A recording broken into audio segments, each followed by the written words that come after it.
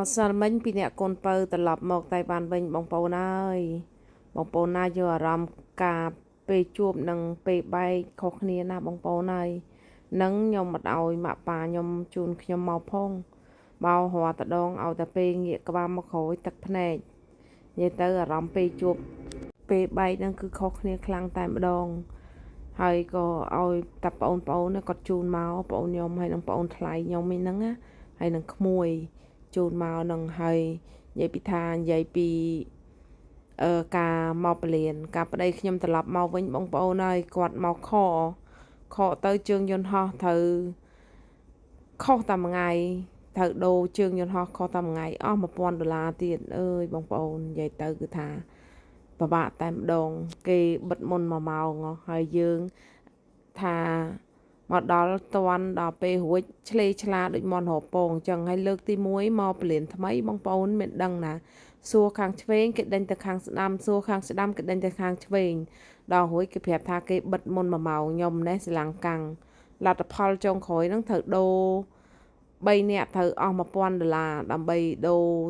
ថ្ងៃ22ទៅដូរឡើងថ្ងៃ23បងប្អូនគឺថាយ៉ាប់តែម្ដងអត់ដឹងថានិយាយថាម៉េចហើយនិយាយទៅគឺថាពលានយន្តហោះខ្មែរយើងគឺថាធ្វើបានស្អាតហើយធំបងប្អូននិយាយទៅខ្ញុំក៏លើកទី1ដែរពលានថ្មីទៅលើកទី1ទេចុះតលេងហើយនឹងត្រឡប់មកវិញអញ្ចឹងអត់សូវដឹងអីអញ្ចឹងរៀងធំអញ្ចឹងក៏សួរគេខ្លះអីអញ្ចឹងណាស្រួល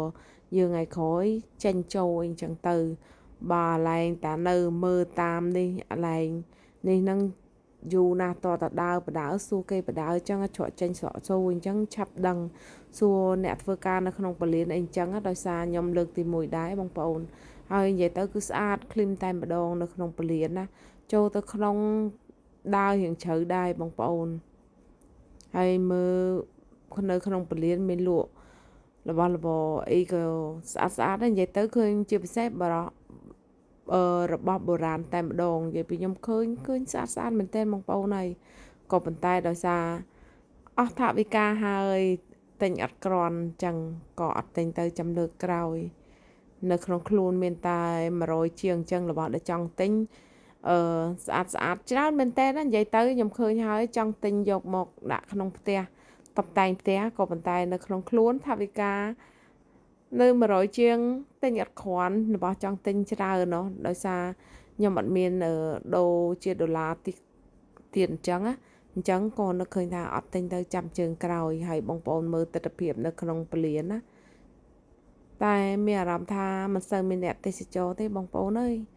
រៀងស្ងាត់ថ្ងៃខ្ញុំមកក៏ស្ងាត់ដែរហើយថ្ងៃទៅវិញក៏យន្តហោះជីអត់ពេញទេមនុស្សអត់ច្រើនដែរនិយាយទៅដឹងមិនដឹងគេអត់មកលេងហើយក៏មិនបងប្អូនក៏ប៉ុន្តែបើខ្ញុំគិតថាមិនសូវមានអ្នកទេសចរម៉ានអញ្ចឹងណាហើយខ្ញុំលើកទី1ជើងយន្តហោះដែលហោះម៉ោង5ជាងហ្នឹង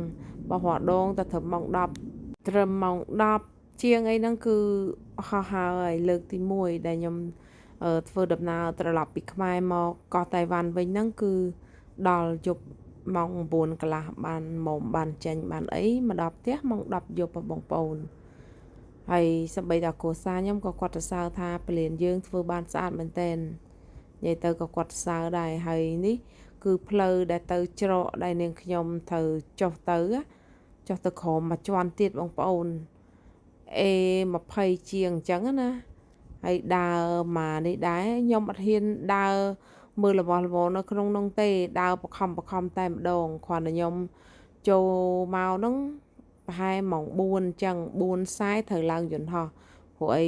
ប្តីធ្លាប់ខកជើងម្សាយអត់ចង់ឲ្យខកជើងម្សាទៀតទេគ្រាន់តែខកជើងយន្តហោះហ្នឹងបងប្អូនឲ្យដូរអស់$1000ស្ដាយលុយមែនតែនក៏ប៉ុន្តែធ្វើមិនទេបើត្រូវតែខកអីដោយសារដូចខ្ញុំនិយាយពីក្បាលវីដេអូអញ្ចឹងការទៅដំបូងអត់ដឹងតាក់តិចហើយគេបិទមកមុន1ម៉ោងទៀតសំខាន់សួរអ្នកនៅកន្លែងហ្នឹងគេដេញទៅឆ្វេងគេដេញទៅស្ដាំទៀតដល់អញ្ចឹងទៅវាកាន់តែខកទៀតខកចុះខកឡើងហ្នឹងគឺថាអស់$1000តែម្ដងហើយនេះចុះមកដល់ក្រោមហើយកន្លែងគេចាំច្រកចូលយន្តហោះហ្នឹងបងប្អូនហើយបងប្អូនមើលអ្នកត្រឡប់ទេសចរនិយាយទៅមិនសូវច្រើនទេ តែជួបកូនសិស្សខ្មែរយើងមកតៃវ៉ាន់រៀនប្រហែលជា10-20នាក់ដែរមើលទៅដូចជាច្រើនដែរឃើញពួកគាត់មកចុះតៃវ៉ាន់បែរជាសិស្សសាលាបងប្អូន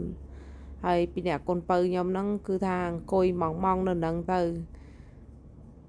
ចាំពេលវេលាឡើងយន្តហោះនិយាយពីថាកូនពៅខ្ញុំណែគឺថាគ្រាន់តែឡើងយន្តហោះហ្នឹងគឺថាអត់ស្រួលខ្លួនតែម្ដងនឹងចេះធ្វើដំណើរតាមផ្លូវគឺចិត្តណាបងប្អូនចុះបើធ្វើដំណើរផ្លូវឆ្ងាយទៀតដឹងយ៉ាងណាទេនិយាយទៅគាត់ពុលឡានពុលយន្តហោះដែរបងប្អូនហើយកូនពៅខ្ញុំឲ្យតែឡើងម្ដងគឺអត់សូវស្រួលខ្លួនប្រហែលទេហើយហ្នឹងគឺថាពីអ្នកគាត់ហ្នឹងម៉ងអង្គុយចាំយន្តហោះគេហៅឡើងយន្តហោះអញ្ចឹងណានៅរៀបចំរៀបអីអញ្ចឹងទៅហើយឃើញតែអ្នកគេស្រែកហៅឈ្មោះអញ្ចឹងណាហើយខ្ញុំនេះនឹកឃើញថាគេស្រែកហៅឈ្មោះ